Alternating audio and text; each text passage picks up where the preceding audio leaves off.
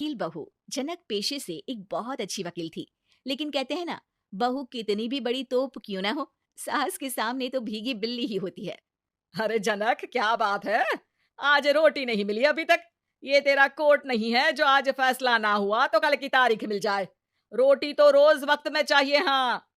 माँ जी, रोटी तो कब की बन गई। मैंने आपको कहा तो खाना खाने के लिए, आपने शायद सुना नहीं होगा। ओहो हो, जज नहीं हूं मैं तेरे कोर्ट की, सास हूं सास। कोई दलील फालतू की मत देना यहाँ। बहुत जानती हूं मैं इन वकीलों को। अपनी बात ऊपर रखने के लिए झूठ बोलने में जरा भी नहीं सोचते।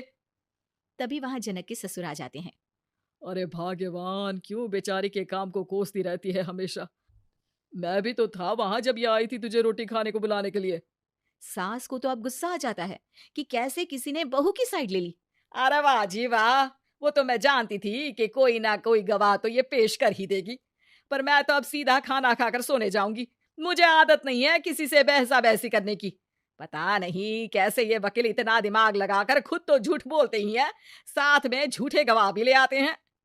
जनक को सास के ताने सुनने की अब आदत सी पड़ जाती है। एक दिन जनक वकील की ड्रेस पर काला कोट पहनकर कोर्ट के लिए निकल ही रही होती है कि अरे कहाँ चली काला कौवा बनकर? टोक दिया ना। अब कोर्ट तो वकील वाली ड्रेस पहनकर ही जाऊंगी ना। वाह भाई वाह, दामिनी तो मैंने भी देखी है। सन्नी पाजी ने ऐसा ही कोट पहना था और कहा था कि तारीख पर तारीख, तारीख पर तारीख।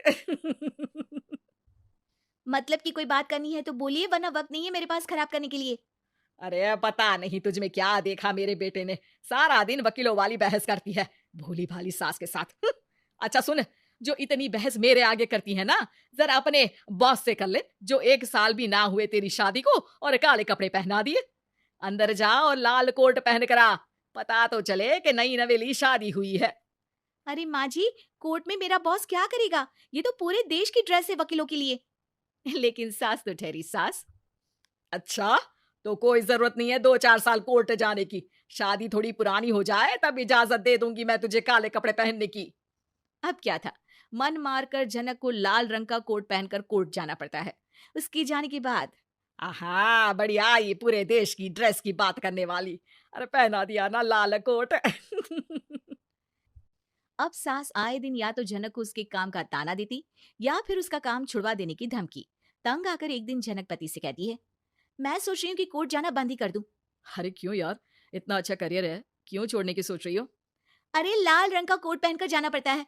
हर बात पर सास ताना देती है कि वकील तेज होते हैं, सवाल जवाब करते हैं, झूठी दलीलें देते हैं। अरे तो ठीक है ना, वो जो कहती है अपनी समझ से कहती है, लेकिन तुमको तो पता है ना कि सच्चाई क्या है। जनक को पति की बात से हौसला मिलता है कि तभी घर पर कुछ लोग आ जाते हैं। अरे आइए आइए पंच साहब, कैसे आना हुआ? अरे भाई साहब, सुना है कि आपकी बहू वकील है। तभी वहां सास आ जाती है। हाँ है तो, लेकिन क्या हुआ? फिर कहीं बहस कराई क्या?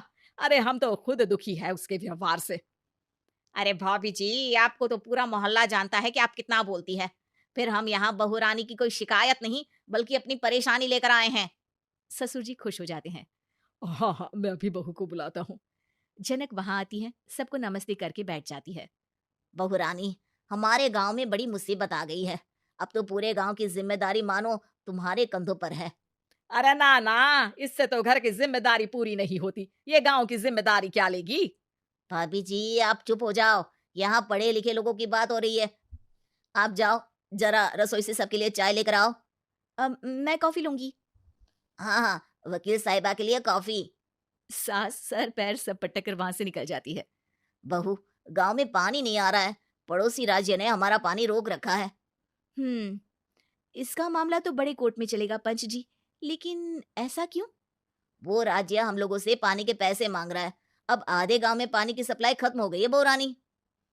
अच्छा पंच साहब, बात गांव की है तो मैं जरूर केस लड़ूंगी। यहाँ एक बार फिर सास की एंट्री हो जाती है। अरे वाह जी वाह, ये काम करवा लो आप हमारी बहू से, बहुत अच्छा करती है। मैं हूँ सीधी सादी सास। इस लड़की ने कैसे लड़ लड़ कर मुझे साइड कर रखा है, ये तो अब आपको पता चल ही जाएगा। अरे भाभी जी, आपकी आवाज तो पूरे गांव को सुनाई पड़ती है जब आप बहू रानी को सुंदर वचन सुना रही होती हैं। अरे वकील बहू मिली है, फक्र करो फक्र। हाँ जी हाँ, सारी फकर तो हम लोग ही करें। खैर, अब जो केस लड़ेगी और पानी गांव में आ जाता है तो पंच साहब लिख कर देना होगा कि हैंड पाइप में सबसे पहले मेरी बाल्टी और घड़ा भरेगा। अरे फिर तो हम बहू रानी के नाम पर घर पर ही सप्लाई दे देंगे, लेकिन ये इतना आसान नहीं है। बहू, गांव के पास अभी वकील करने की भी पैसे नहीं है तो। अरे पंच साहब, ये मेरे गांव का मामला है, मैं आपसे एक भी पैसा नहीं लूंगी। सास को बहू की बात पर गुस्सा आ जाता है, लेकिन सबके जाने के बाद झनक मन लगाकर गांव की परेशानियों को दूर करने में लग जाती है।